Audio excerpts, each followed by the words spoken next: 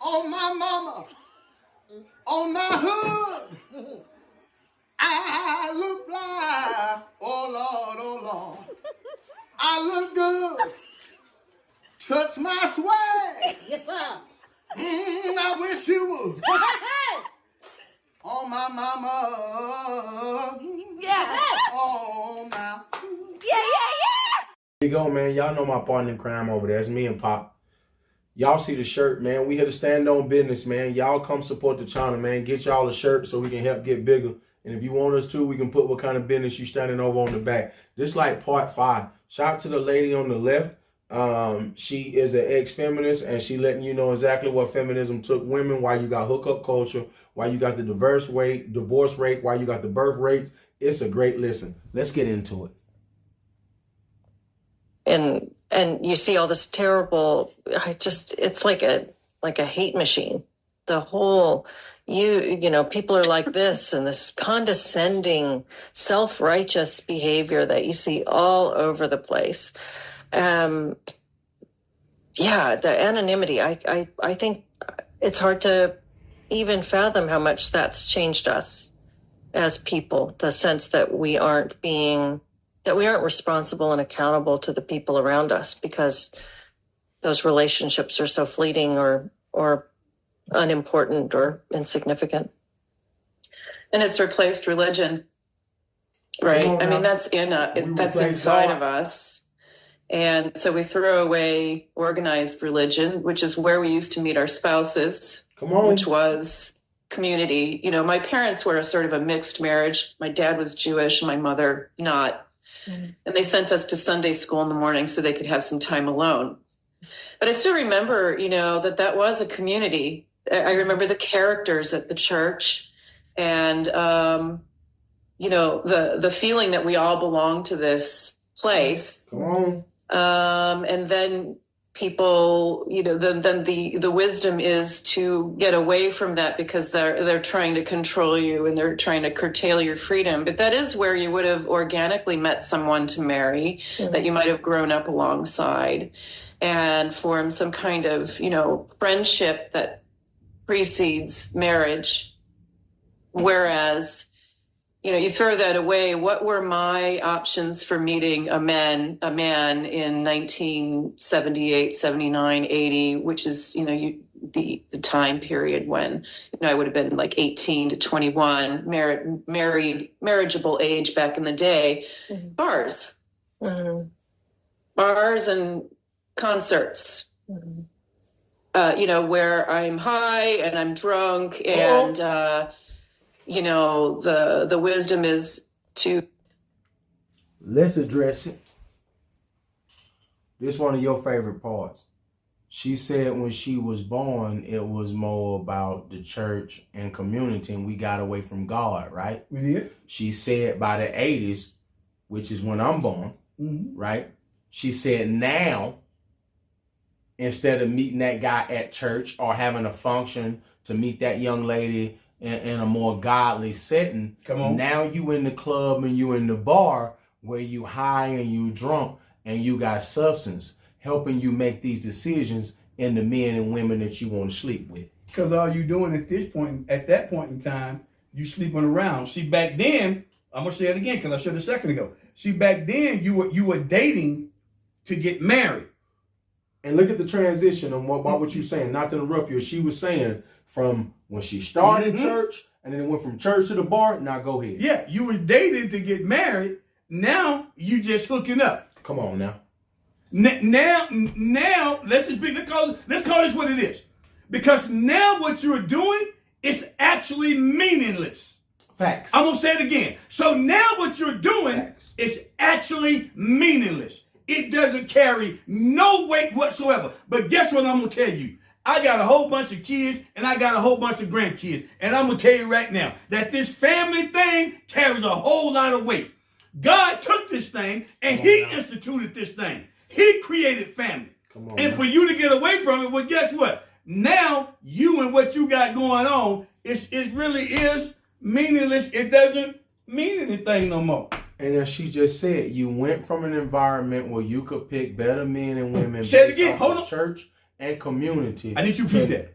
You went from an environment where you could pick better men and women based off of you following God to now you out here following your lust, you following your flesh, and you following these alcohols and these drugs. And then you're wondering why your relationships is going to hell. Let the church say amen. Try this person out right away on the first night and then try to cobble some kind of relationship out of it. I was never able to do that. And I was also never really able to advocate for myself and say, well, this is what I want. Mm-hmm. No matter what the arbiters, this is how I refer to them in my novel, you know why the arbiters of correct opinions. Hold on. I'm sorry, y'all. I don't really want to pause no more, but I got to say this to Pop real quick. And you know the reason why she say I can't advocate for myself? Because after you done bust down like that the first night, she knows as a woman, I can't go back to this table with all these sets of standards and demands and boundaries because I've already let them all go when I let you enter all my holes after one night. Were telling me I didn't agree with it, but I continued to act upon it. Mm-hmm. From, probably from the moment of I hit puberty, all I could think about was having babies. Mm. That was my instinct. That was what I wanted to do. I had a mother who was telling me that I didn't want to do this, and that's also part of my story, but I'm sure, other mothers were not saying that. Mine just so happened to be that way. You are not going to grow up and have, you are not going to have children. You're going to do this and you're going to do this and you're going to do this. In other words, I'm going to fulfill what she didn't get to do. So mama was trying to live through the dog. Children. Mm-hmm. But the message inside the house was the message that was outside the house too. And so here I am with a guy that I've slept with but don't know. I don't know how to say, I really want a committed relationship. There was something shameful and humiliating about that. I've already gave it up. Then some years down the line, I have a friend saying, well, why can't you just tell him that you want to see him again? And I don't know how to do that. And then, interestingly enough, whenever I did say that, they would say, well, that's not what I want. No, because you've already whereas in my mother's. Before she finished real quick, Pop, the reason that they come back and tell you that's not what they want is because you've already put yourself in the fun girl category. You've already put yourself in the lane to where the only thing I think you good for is busting down. You didn't put yourself in the wife category. Keep going. Come on now. Day. That's just what people did. Mm-hmm. So there was no shame in saying that's what you wanted. That's just what people did. And if it didn't look like the relationship was going to be compatible for marriage, they would get out and go to the next one. Facts. But in my experience, it was, well, I want this deep down inside. I'm afraid to say so. Which guy is going to be the one that I can do this with? Mm-hmm. How do I even have that conversation? Mm. It was incredibly confusing. And whenever I have brought up feminism as sort of confusing things and creating chaos, people will inevitably say, but you have choices now. Well, I don't agree. I think women always had choices. And there were plenty of people in my, universe, older generations. There was actually my grandmother's cousin was a lesbian, lived with her partner, never, bought a house with her and lived like they were married. And my grandmother would never admit that they were gay, but they were. Another friend of my mother's was a career woman who never worked and traveled the world. You never married and traveled the world. Mm-hmm. So, and if you look honestly at history, you could see women doing all kinds of interesting things.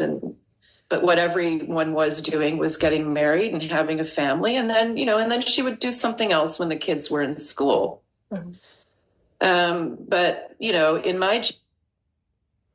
I'm going to say this. I want people to notice what I'm taking away from this is this. She said,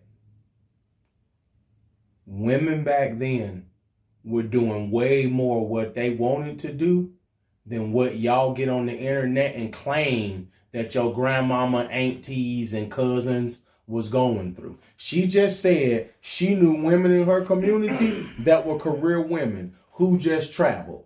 She knew women that did whoop-de-whoop and whoop-de-whoop. They wasn't just all sitting in no house doing what they was told. And the women who were sitting in the house, as this woman just stated, was actually in more damn control than what anybody is willing to speak about. And what I like about her is her sitting there saying, no, we were doing what we wanted to do. And I know this because I was a little girl growing up watching the women of all races do what the hell they wanted to do during the 70s and during the 80s. Go ahead. So what you're saying is that they have always had power. Women have always been able to just do what it was that they wanted to do. That's what she said. She know more than I do, because hell, I wasn't born in the 60s, but she was. That's my point. You were. That's right. They was always able to do whatever they wanted to do. They were family oriented, and for the ones that wasn't family oriented, here's the kicker part now. They just wasn't. It wasn't many that wasn't family oriented. Facts. Okay, but for them, if they didn't want to do that's what they did. That's just what they did. So even when the wives, when they at the house, guess what?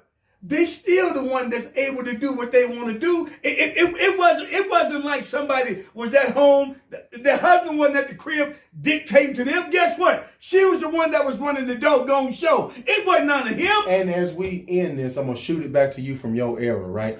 What was one of the going jokes growing up? It might be the milkman's kid. What does that mean? That means mama had a whole lot of time on her hands. She did. We know for a fact that a lot of your mamas were sleeping with the neighbor down the street, Mr. Jones that owned the cafe. That's true. And the whole damn nine while your daddy out here working 2 jobs. Your mom out here busting down. That's right. That did happen a lot. But they like to get on TikTok and get out here and make these videos acting like women wasn't doing what they wanted to do. But we got this lady right here saying, no. I grew up in that era. And we had most of the power, and we were doing exactly what we wanted to do. What did she say? Her and her crew was called the Coyotes. And they was riding down the street, whistling at dudes, busting it open for a real hitter. That's what she said they was doing. That was sexual revolution told her. So this whole idea that women back in the day wasn't doing what they wanted to do. This woman born in the 60s is telling you, no, due to feminism and the sexual revolution, we was definitely doing what we wanted to do. And I'm going to say this, because this is a little bit further. I'm going to say it right now, y'all. Y'all know what this is? Is that her and her mama was comparing notes. And you know what? What they come to realize is that actually mama's life was actually better than the daughter's life. It's me and Pop. We over here on this damn couch. It's like part 5, man. Y'all come check us out.